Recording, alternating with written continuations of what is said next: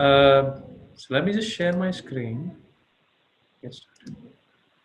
So first of all, welcome everyone to this kickoff and the first episode for Apex Hours for Students. I really appreciate you guys joining in, and I believe you're all very excited to learn Salesforce, and that's what we're going to do as a part of this particular program.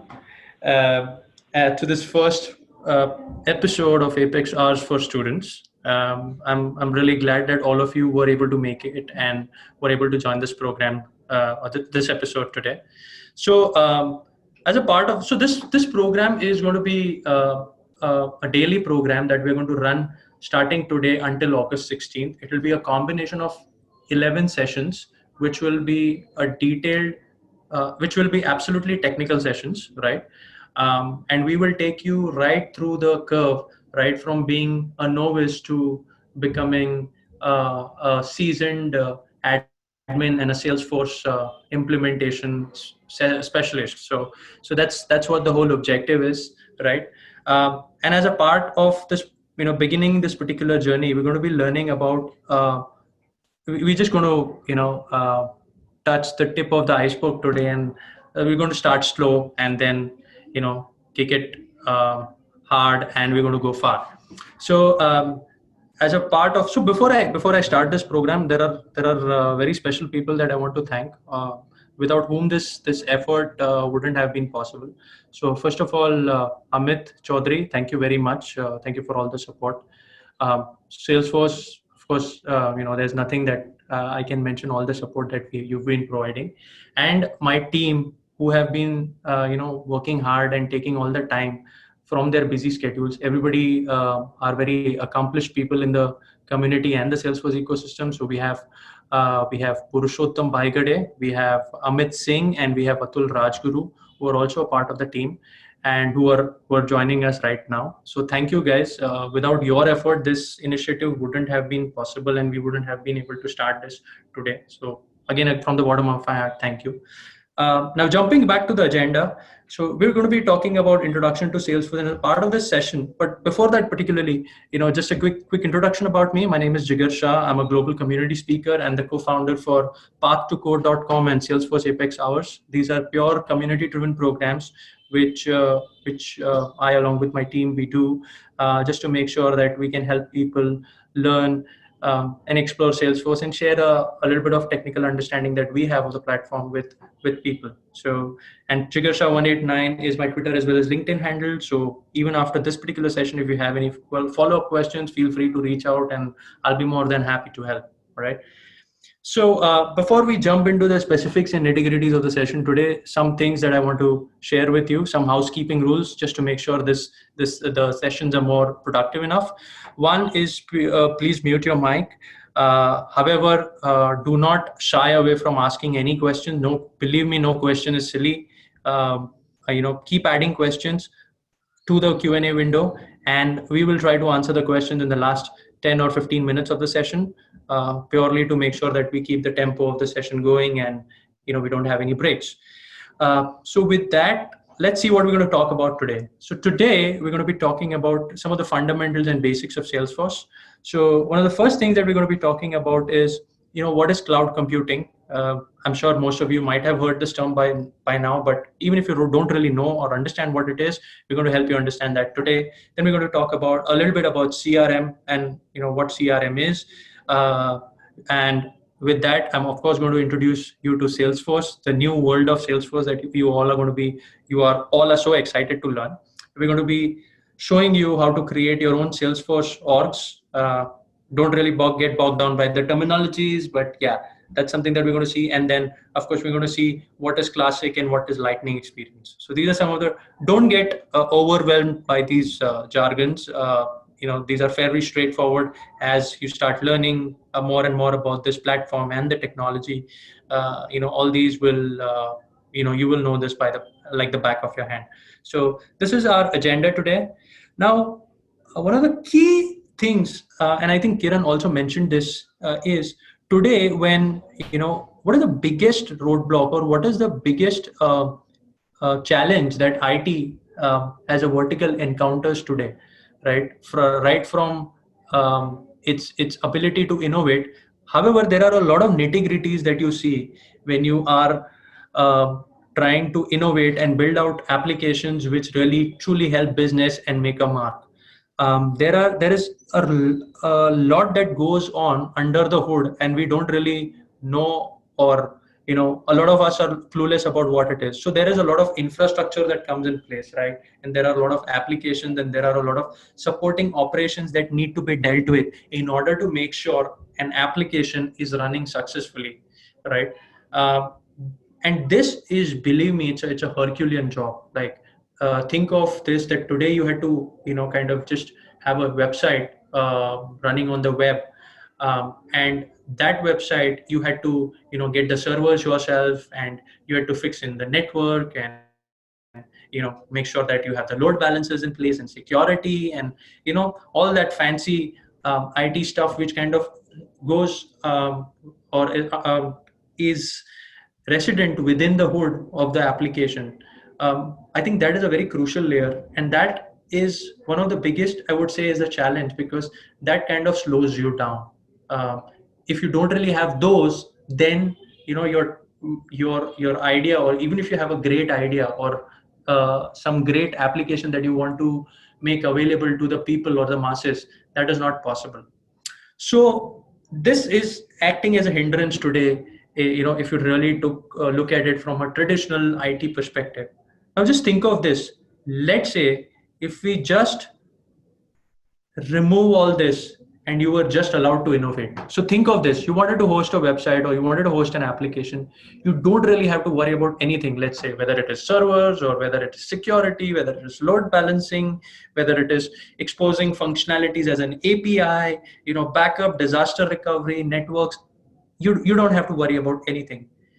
That is the world that we want to be in, and that is exactly where kind of cloud computing also comes in. So cloud computing is really helping you bridge the gap, or right from how you conceptualize, or if there is an inception of a specific idea or a great application, till the time it is made live. So it reduces this gap drastically, right? But if you typically talk about cloud computing, what exactly is cloud computing? If you really have to put a definition to it, or explain it to somebody who really doesn't understand it. So cloud computing is nothing but a method of providing services, software services, I would say, or applications over the internet without the need for any kind of applications to be set up or installed on your actual local machines. So think of this. You want to host a website, all you got to do is you need a browser and a live or a good internet connection, and you are up and running within minutes. So this is nothing less than magic, I would say. And there are reasons why you can do this.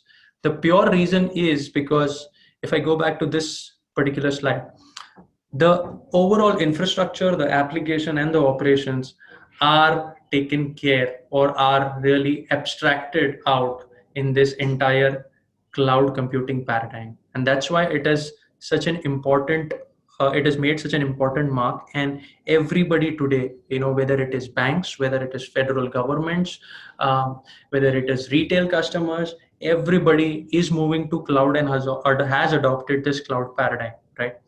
Now, when we typically talk about cloud computing, there are essential building blocks that make up this whole cloud computing thing, right? And those are the terminologies that you would often hear. So when you talk about cloud computing, often one of the terms that kind of comes up is software as a service, right? Which typically means you have software available at your fingertips, but you don't really, it's kind of sent over or given to you as a service, right? So think of software being sold in your regular model, where your let's say you consume electricity. You only pay for what you consume, right? You don't really have to set up anything at your end. The electricity provider gives you a connection, and that the electric, as soon as you switch on your button, there is light, or the fan works. So it is exactly on these principles. Cloud computing also exactly operates on these principles. Now, uh, that being said, software as a service, there are other paradigms or other building blocks to it, right? So these are all different types of services that can be provided using the model of cloud computing, right? The next is a very essential piece, is database as a service. So Eh, I remember back in the days when I started off, the good old days, there used to be a local database server, and we used to set it up, and there were a ton of things that we had to do. Imagine you don't have to do all that, and the database is rightly available at your fingertips simply through a web browser. So that is another model, or that is another service that can be provided using the cloud computing model. The other key important piece today is integration. Today we live in a world of collaboration, right? No system, no humans, and anyways, man is a social animal. So it is of essence that we are allowed to collaborate, and we are able to collaborate and do that also with applications. And that's exactly where integration comes in handy and is the most essential piece in today's IT landscape. So again, providing the ability to integrate one application to another application, and ensuring that they can connect and talk to each other, exchange data, and make sure that people who are using these systems can have a complete spectrum of their data and make sense of their data. That's where integration comes in and really helps out systems. So integration is another piece that can be provided as a service using the cloud computing model. And last but not the least, today is the world of personalization. Everybody loves a personal application, whether it's a website, whether it's a phone. You want it. There has to be a personal touch, and businesses are no different, right? So this ability to personalize is a very essential thing, and gives that ownership and um, that sense of belonging to the business as well as the customers.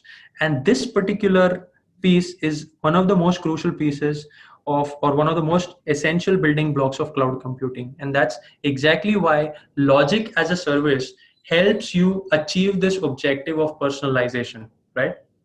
So these are some of the key fundamental blocks. Whenever you really talk about cloud computing, these are the terminologies that they pop up. So hopefully now when somebody brings up a SaaS or a PaaS, you can actually relate to what they're trying to say and understand what that means in terms of cloud computing.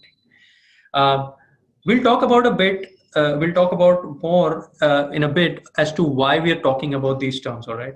I think you might be confused, saying that, hey, we signed up to learn about Salesforce, but what is this guy teaching? So just hold on for a couple of minutes, and the revelation will happen. Now, another important key term that I want you guys to understand is what is a CRM. So CRM is a customer relationship management, is a principle basically, and it only focuses on two things. Essentially, see, customer relationship management typically talks about, or the principle itself talks about managing your customers effectively. Basically, it helps you manage the relationships with your customers very effectively.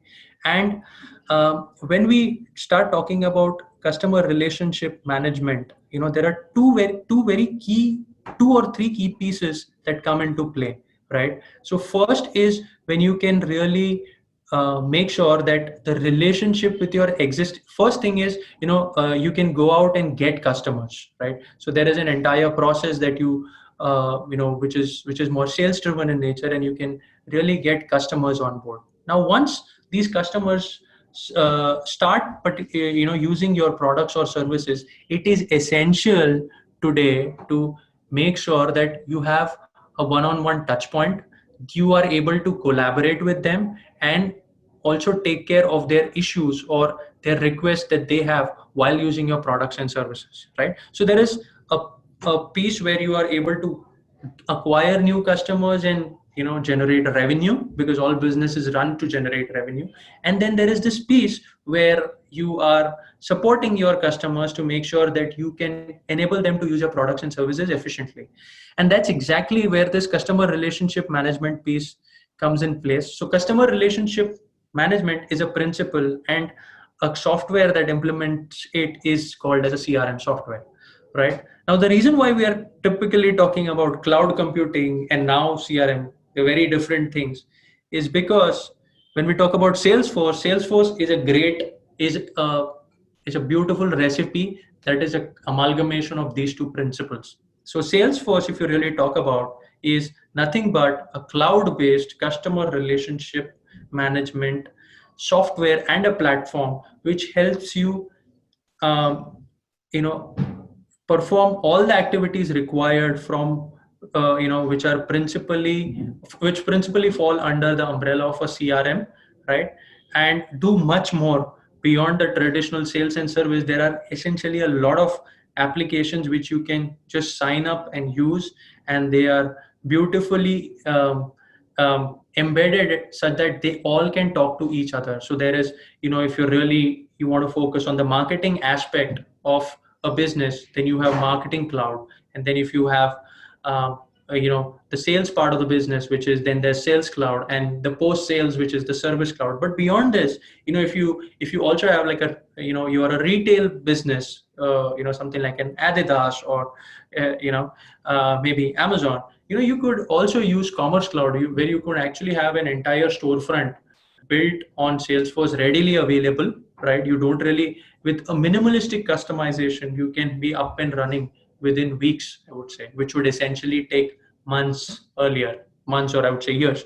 So, so that's what Salesforce is all about. So typically when people now talk about Salesforce to you, you should be able to explain and tell them that it's just a customer relationship management software with some amazing features that helps you cater to the complete spectrum, right from acquiring a new customer and getting them onboarded and making sure that they remain customers for a lifetime, right? So that's what Salesforce is. Now, um, let's talk a little bit about the Salesforce architecture, okay? Because we've been talking about Salesforce all this while. Let's understand and dwell a little deep into what exactly is Salesforce, okay?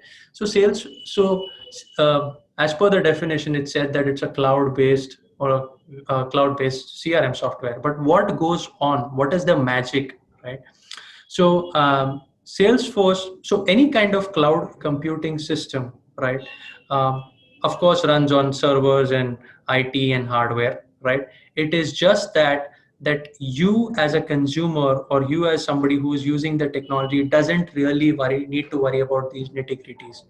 Uh, what happens under the hood is, of course, there is a server, but if you really talk about the architecture, the Salesforce hardware pieces are really shared among multiple tenants. Okay, so Salesforce is based on multi-tenant architecture. Now, don't really get bogged down by this term. It is very simple. So there's a picture of a building which rents out office spaces, right?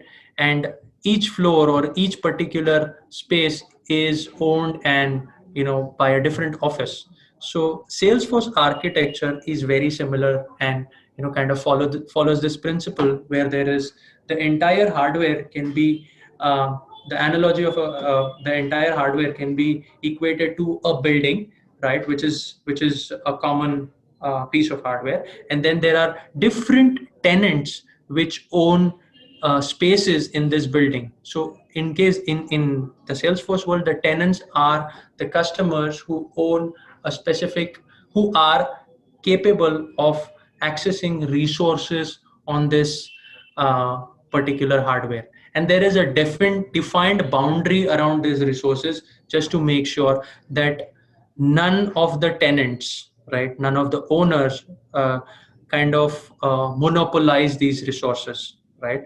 So this is what it means to have multi-tenant architecture. And the reason why it is essential to understand this architecture uh, is because that is what fundamentally differentiates building applications on Salesforce as compared to the traditional methods of building applications versus maybe Java or .NET or even PHP, Python, all those technologies. So this is what also provides great performance and speed to the Salesforce applications as compared to the traditional development platforms. So this is one of the key concepts and an essential ingredient in making your Salesforce business applications a success. So with Salesforce now, what you get to do is you don't really need to focus on the hardware. You don't really need to focus on your security. All of that is taken care by the platform itself. All you need to do is focus on innovation, and that's exactly why and how Salesforce is able to bridge that gap and really help you innovate within weeks rather than months and years, which it would take earlier, right? So this is an essential piece of Salesforce information. With that, what I'm going to do is I'm going to just quickly switch my window to the browser, so as to show you how do you sign up for your first Salesforce org. So before I do that, just to give you a terminology, so when you say you sign up for Salesforce, the environment that you get is termed as an org. Org is a short abbreviation for organization. So each org is owned by a specific customer, right? But Salesforce has this great thing that they also give out orgs where you can try your hand, dirty your hands and learn Salesforce for free without really having to pay any kind of subscription charge. So you can actually sign up for a free Salesforce Developer Edition org, which is loaded with all the functionalities, all the new features that come in are all there on the Salesforce Dev org, and that's what we are going to learn to create today. Okay, so how do you go about and create your first Salesforce org? So it's very simple. Give me a moment while I switch my window.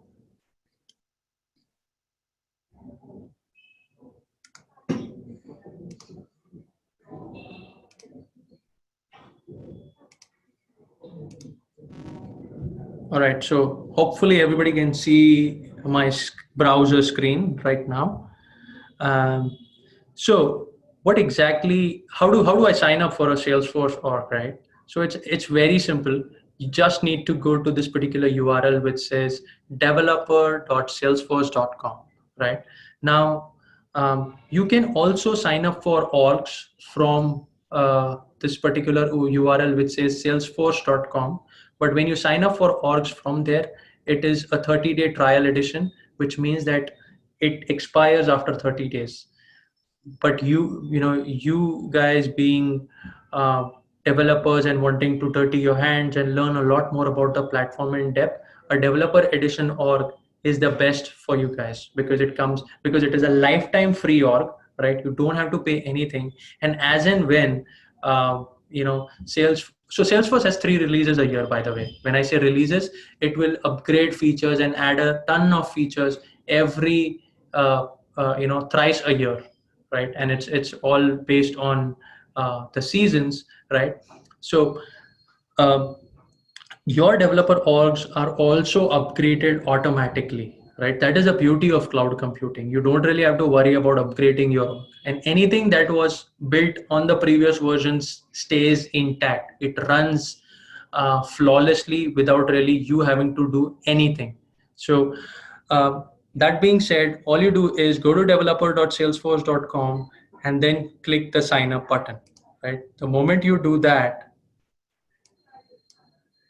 you're going to be brought over to this particular form, and it says get your very own developer edition, and it clearly mentions that it is a free edition. So it's a simple sign up form. Put in your first name, last name, email address, uh, role and things like that. You can choose your country even if you're based out of India or any other country. You can sign up and create your own org. And once you have to specify a username. Now, one of the key things that you got to remember about Salesforce usernames is usernames will need to be in the form of an email address. Now, it could be a legit email address. The username could be a legit email address, or it could be something like jsha@abc.com, right? But it's just a username. Okay, now when you provide the username, if it's available, it's already going to show that it's not going to show you anything. But if there's something which is not available, it's going to flag that.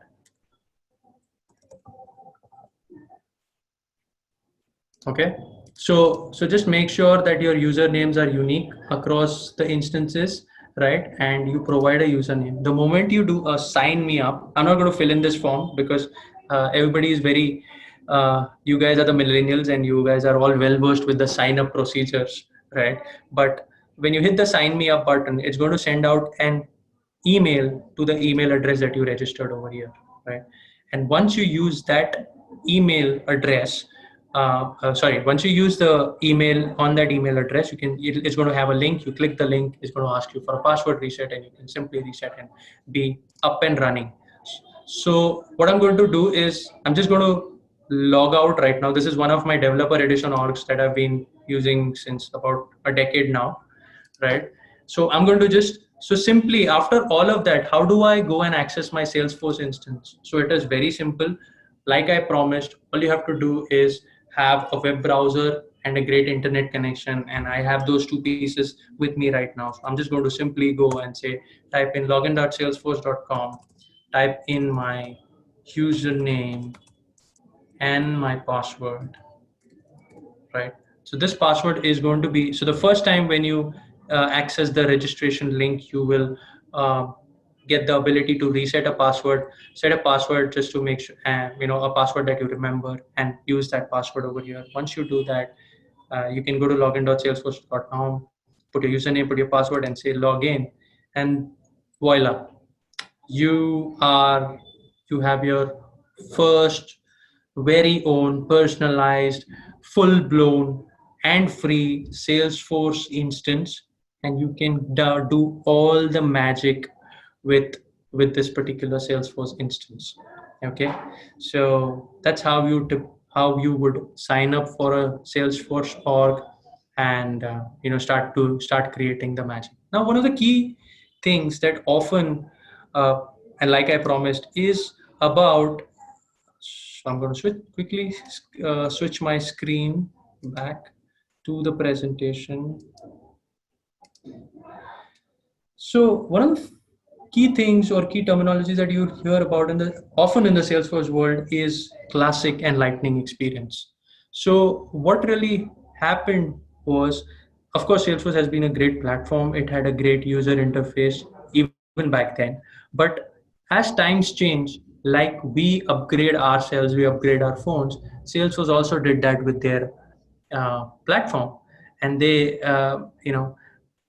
so today is the time when people access systems over the mobile devices or handheld devices, and user experience is the key differentiating factor today of how customers adopt and use the system.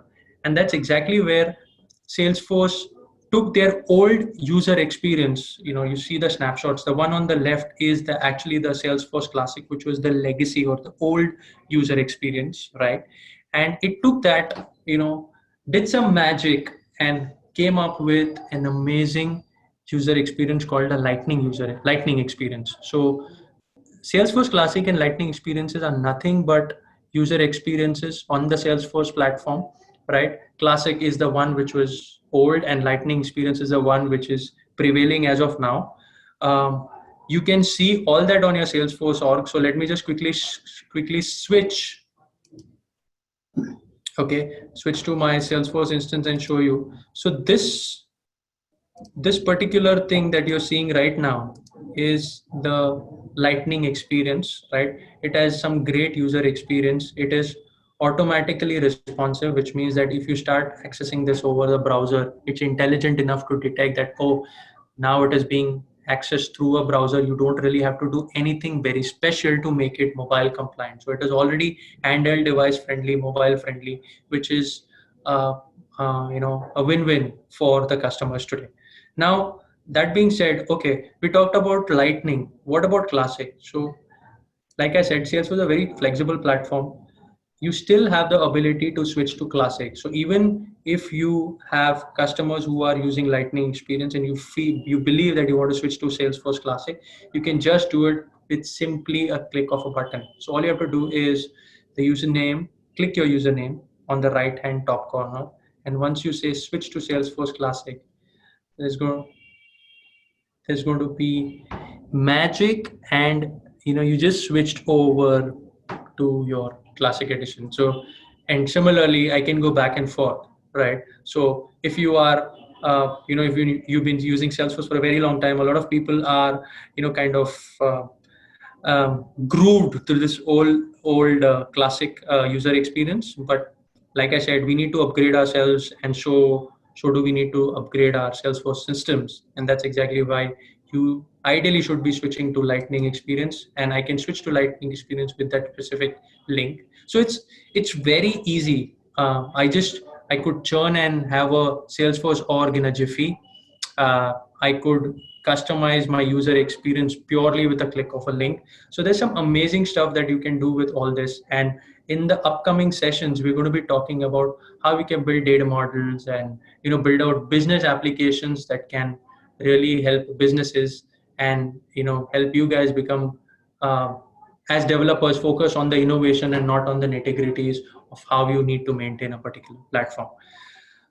Okay. With that, I'm going to switch back to my slide deck. And so that's exactly what we saw. And that brings me to the end of my first session for Apex Hours for Student, right? Um, but I think one of the key things, or the beauty about Salesforce, is the ecosystem and the platform is so open. So not only do they give you the ability to use the platform, a free edition, lifetime free edition, but they also they provide you a learning platform, which is Trailhead, right? So uh, all that, so Trailhead is a self-paced learning platform. Again, it is a free platform. All you have to do is go to trailhead.salesforce.com and you will be able to access that. You just sign up the same way. If you have a Salesforce account already, let me just switch and show that to you also. So I'm going to go back to my browser,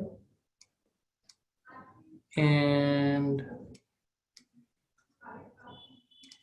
I'm going to go to trailhead.salesforce.com. That's exactly what I was talking about. And once you do, so if you don't really have a Trailhead account, you can just sign up for free using the sign up button. Okay. And that's the same thing. So if you have a Google account, LinkedIn account, or an email, you can sign up with that.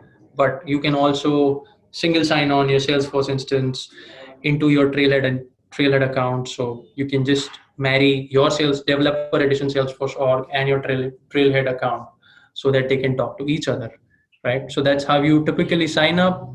And once you sign up, it'll be your own personalized portfolio that you will see. And they have got great modules, whether it is talking about platform basics, data modeling, or advanced topics. So the entire platform is divided into uh, modules and trails and trail mixes. You can even create a combination of your own learning path, right? And that's what they call it. That is what is called as a trail mix. And you can create your own trail mixes and share. So let's say you are trying to learn Salesforce and you encountered there are 10 great things that you learned from Trailhead. And that you believe could be a great stepping stone for people to start learning Salesforce. So you can actually churn out your own trail mix and share it, and people can learn from you what your experience is. And there are some great people in the community who've done a lot of good trail mixes for different products, right? And all of it is out there. It is free.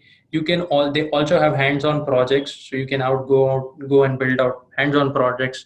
If you think a trail is too long for you and you want to take it into smaller chunks, then it could also be modules. So it's all there available for free. Take the do benefit from that, because that is the core. Um, so with that, as a follow up to this particular session today, I would recommend that if you want to get your hands dirty, try the admin beginner trail and the platform basics module on Trailhead. A great experience to learn and understand what Salesforce is in depth, right? And believe me, we also today, even after spending so many years with the platform, I know so many people, so many senior folks who use Trailhead and are using that to learn and educate themselves on the platform and the new features that come up. So that's what is Trailhead is all about. And last but not the least, there are some additional resources which I'd like to share with you. So there are admin resources, and there is great documentation provided by Salesforce, which helps you understand a lot of great help documentation where you can go and understand help.salesforce.com, or typically if you want to become an admin, it is admin.salesforce.com. For developers, it is developer.salesforce.com. And there are great resources available on these websites to improve and enhance your skills. Um, so so do follow, do check out these resources. There's some great learning stuff out there. And with that, I'll kind of open the board for questions. So I think there have been quite a few. I've seen a lot of action on the chat window. So let me just make sure. So I do see that there are quite a few questions over here. I think there is a question by Anil Kiran, who says that what should I learn, or what should I learn, Aura or Lightning Web Components? Of course, this is a great question, Anil. Now the thing is, you should be learning both, and both are essential, right? Um, it is not that Aura is going to phase out, or it is not that Lightning Web Components is going to take over. Both can typically coexist, so you can actually have your Aura implementation and talking to your Lightning Web Component, and both being a part of the same implementation, and both can coexist on the same page. So ideally, if it's a recommendation that I had to provide, I would recommend you learn both, because both have its own value and both are very wonderful technologies. Other question that I have is from Chandana, which says, do we need to learn Visualforce? Answer to that question is, see, anything and everything that is available as a feature of the platform, uh, I would recommend you to learn. Of course, I would recommend you to learn it in bite-sized pieces, so that you don't get overwhelmed. So if you are just starting out, so let me just give you a background. If you're talking about Visualforce is typically a page-based development methodology, versus Aura and Lightning Web Components are a component-driven methodology. So component-driven development model, and these are very two different things, right? So before Aura and Lightning Web Components came into place, Visualforce has been there for I think around a decade now, and there are still customers who still build out applications, or at least have applications running which use a lot of Visualforce pages. So my recommendation to you is, yes, you should learn Visualforce, or at least know about it. But if the question is that a prerequisite to you learning Aura or Lightning Web Component development? Answer to that is no. Because what I understand, Aura and Lightning Web Components need a good JavaScript fundamental, rather than purely just Visualforce, and that's the reason why both have its own value. And it's not one versus the other, but what is it that you can truly learn from the platform based and apply it to solve a business problem. So we have another question. So there is certain question by, I think, Abhi, which says that based on the study, there are some features that are supported in Classic only. Now, here's the thing: Classic has been then for around more than a decade, I think, and it is a very matured user experience. Correct? How?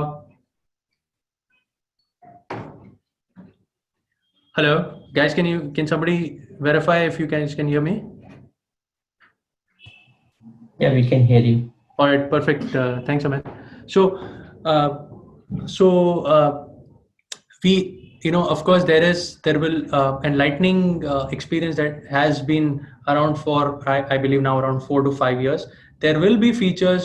So we are in that transitioning phase from a platform perspective, and there are definitely workarounds. So it is not that there are complete limitations, and that's not the right way to look at it. Uh, each technology has its own, or each user experience has an incubation period, and that is something which you need to account for. So it's truly not limitations, it is more about the transition and how you can transition from one feature to another. uh, and there are couple of other questions. I think it is addressed to Amit, but I will take the privilege of answer, or I'll just take the chance of answering that question. I hope, Amit, you don't mind that. So it says that, hey Amit, I know somewhat Trigger and Apex in development, and I learn it from Trailhead. I have no knowledge on Visual Force. Should learn Visual Force first, then go to Lightning Web Components, or I can directly go. Uh, so I believe the question is, should I learn Visual Force and then Lightning Web Components? Like I said earlier, there's no prerequisite here, right? You can learn either of the two. Lightning Web Components is the technology of the future. So that's something which I would definitely ask you to focus on. But if you don't really have a JavaScript fundamental, I would recommend understanding JavaScript before. And by the way, there's a great module on Trailhead for learning JavaScript, right? And explaining you the key fundamentals of JavaScript as a technology. So you can do that. But answer is, it's not Visual Force versus Lightning Web Component, because like I said, today also businesses use Visual Force and are usually using Visual Force. But if you're just trying to learn one of the two, I'd say you can start with Lightning Web Components and Aura Components, because that is the technology of the future. And then also, once you understand that, understanding Visual Force would be fairly easy. All right. So that's the question. I hope I am not missing any questions. Are there any questions that are still there? Let me just quickly check. So I'm going to pause my share for a minute. Okay, so there is this question which says that, can you talk a little bit, I believe it's from Vikram, and it mentions, can you tell a little bit about sandbox features? Okay, so I will give you a very quick understanding. So what really happens is, and the term sandbox has been there right from the time software development has come into existence, right? Sandbox is nothing but typically a term which refers to a system which is like the actual live or production environment, but is not the same. And it just emulates the production or the live instance purely so that as and when you release new features to your instance or to your production live system, uh, these you can absolutely be sure that any change that you introduce on your live system does not break and stop the system. And that's purely because, when I say stop the system, it kind of brings things to a halt, right? And that is purely because of a developer's mistake, or it was not developed as per the best practices, or it does not have a great design. So what you do is, you have a different system in place which emulates the production, and you kind of build stuff out there, test it out, and then we're absolutely sure you kind of push it over to production. Okay, so now from a Salesforce standpoint, the methodology is not very different. When you get a Salesforce org, you can create different types of sandboxes. There are and each has a very specific purpose. I'm not going to dwell into the specifics of that, but yeah, you've got a developer sandbox and a full copy sandbox, and each has its own nitty gritties and a specific purpose to serve, because that in itself is a mammoth, and you know it'll require at least an hour for me to talk about it. But this is a very quick overview in a nutshell of what sandboxes are and how Salesforce provides this ability of creating sandboxes from your production instances and using them to build out applications and new features and introducing them slowly to your production and live instances. Um, I believe we have time for one more question. And I'm going to take one last question, but guys, don't feel disheartened. I know you're all very enthusiastic to learn Salesforce, and that's the reason why you're coming up with questions. So even after this particular session, you have more questions. Try to post questions on our page, and even on my Twitter handle or maybe my LinkedIn handle, and I'll try my best to answer them even at a later point in time. So the one last question that I'm going to answer is by Rafi, and it says that, can you explain the difference between cloud and Salesforce? Okay, so essentially, cloud. When you talk about cloud computing is a paradigm. It's a principle, right? It's a principle of how software services are made available to customers, right? Salesforce is a product that uses this paradigm and to provide CRM services to their customers, right? So Salesforce uses the cloud computing paradigm. So such systems which use the cloud computing paradigm are called as are called as or referred to as cloud systems, right? So there is technically there are two very different things. It's just that Salesforce uses cloud as the secret sauce to make its applications, platforms, APIs, and a ton of other magic that it has to the consumers, to the developers, and people who are using the application. All right. I think that was about the last question. Uh, Thank you so much for being such an amazing audience. So this curriculum, if you click on the specific topic, modeling data in Salesforce, which is going to be the next session, and that's going to be happening tomorrow at 7 p.m. IST.